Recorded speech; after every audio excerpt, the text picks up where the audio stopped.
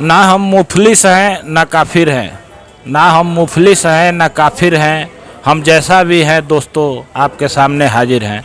हम हैं कृष्ण मोहन उर्फ घुमक्कड़। हमारे चैनल को सब्सक्राइब लाइक करना न भूलें।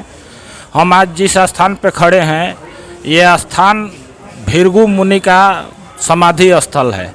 आप हमारे बैक साइड में देख रहे हैं, ये मेन गेट है जो पीछे के साइड में, और सामने हम अभी जा रहे हैं भृगु मुनि के मंदिर के सामने। आप देखेंगे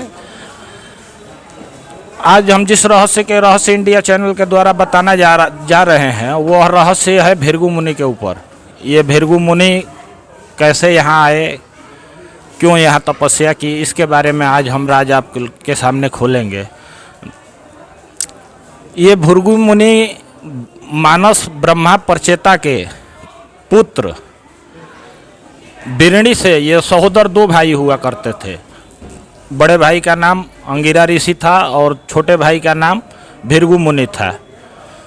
ये सामने जो देख रहे हैं ये मेन गेट है समाधि स्थल का, जिसमें हम अभी प्रवेश करेंगे। आपको उनसे दर्शन भी करवाएंगे। हमारा कैमरामैन आप पीछे पीछे आइए। दर्शक बंधुओं, जिस भृगु मुनि के बात हम कर रहे हैं, बलिया यह एक तपोस्थली है। इसे तपोस्थली के नाम से भी जाना जाता है। ऐसा हुआ कि भृगु मुनि, इनकी दो शादियां हुई। पहली बीवी का नाम इनका हिरण्यकश्यपु की, दैत्यराज हिरण्यकश्यपु की बेटी दिव्या से इनकी शादी हुई थी, और दूसरी शादी इनकी दैत्यराज पुलमा की पुत्री पौलमी से हुई थी। पहली शादी से इनके दो पुत्र थे। पहली शादी से इनके दो पुत्र थे, जो एक दैत्यराज शुक्राचार्य थे और दूसरा विश्वकर्मा जी थे। ये जो भृगु मुनि के दो पुत्र थे पहली शादी से, दिव्या की गर्भ से ये दोनों पैदा हुए थे। सब भाइयों, एक बार ऐसा हुआ कि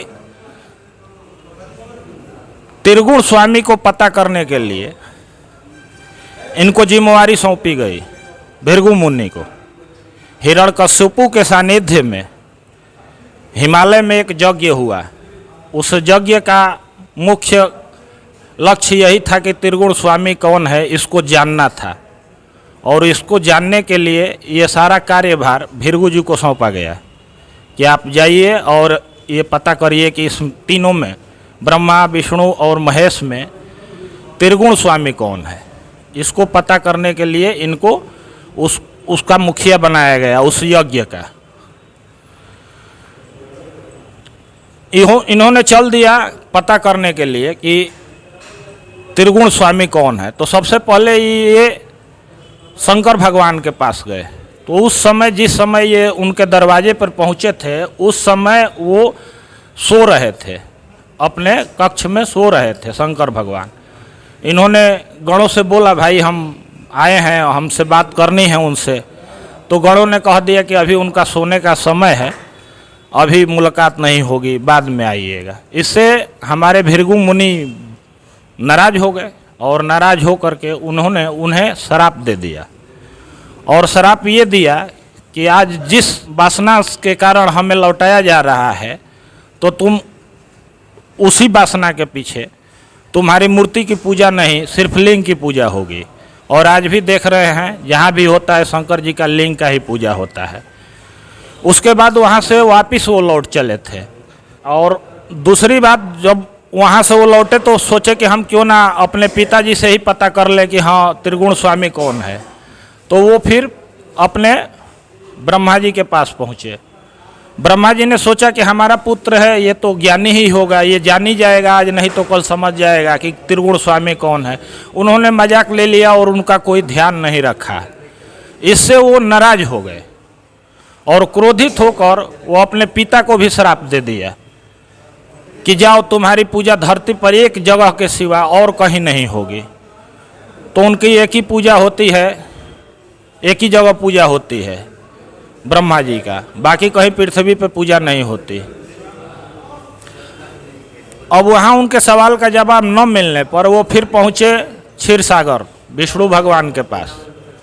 विष्णु भगवान ने देखा कि भृगु मुनि इधर ही आ रहे हैं, तो उन्होंने अपना ध्यान मग्न हो गए और ध्यान मग्न हो के चुपचाप पड़े रहे। भृगु जी गए, आवाज़ एक दो लगाई, जब वो नहीं सुने तो उन्होंने अपने चरण से प्रहार कर दिया।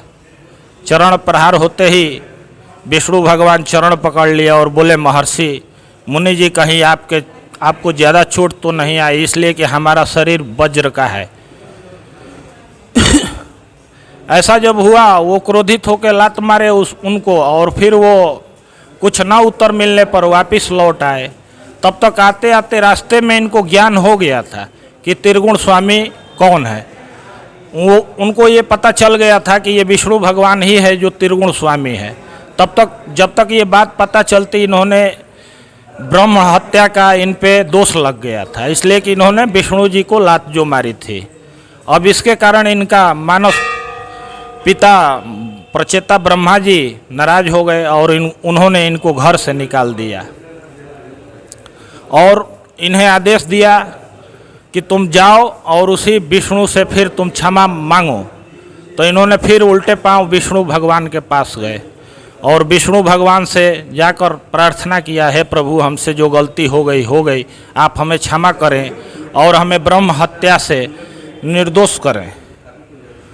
तो विष्णु जी ने कहा कि ठीक है, जब आपने क्षमा मांग लिया तो मैं आपको एक युक्ति देता हूँ। उन्होंने एक डंडी दिया, कोइन का, बांस का एक कोइन का डंडा दिया और एक काली गाय दी और बोला कि इसको लेके जाओ, आगे आगे गाय चलेगी, पीछे से तुम चलना। ये डंडी जहाँ हरा हो जाए और ये काली गाय जहाँ सफ़ेद हो जाए, वहीं बैठ के मेरी तपस्या करना, तुम्हारी दोष खत्म हो जाएगी। और इस तरह से करते हुए वो रहने वाले शेषानगर के थे, जो आज वो ईरान में पड़ता है, और वो उसी स्थिति से करते हुए वो बलिया पहुँचे थे। हमारे तपोभूमि बलिया इसे कहा जाता है। और यहाँ उन्होंने जिस स्थान पे हम खड़े हैं, इसी जगह पे उन्होंने उस डंडी को गाड़ा तो वो डंडी हरा हो गई और काली गाय जो थी वो धीरे धीरे सफ़ेद हो गई और उन्होंने यहीं अपना पूरा जीवन बिताया। उनका शिष्य थे दरदर मुनि। ऐसा ज्ञात हुआ महर्षि भृगु मुनि को कि कुछ दिन में आने वाले समय में हमारी गंगा नदी जो है वो पूरी तरह से सूख जाएगी, उसमें पानी नहीं रह जाएगा। इसके लिए उन्होंने अपने शिष्य दरदर मुनि को आदेश दिया, आप जाओ हिमालय से सरजू जी को लेके आओ।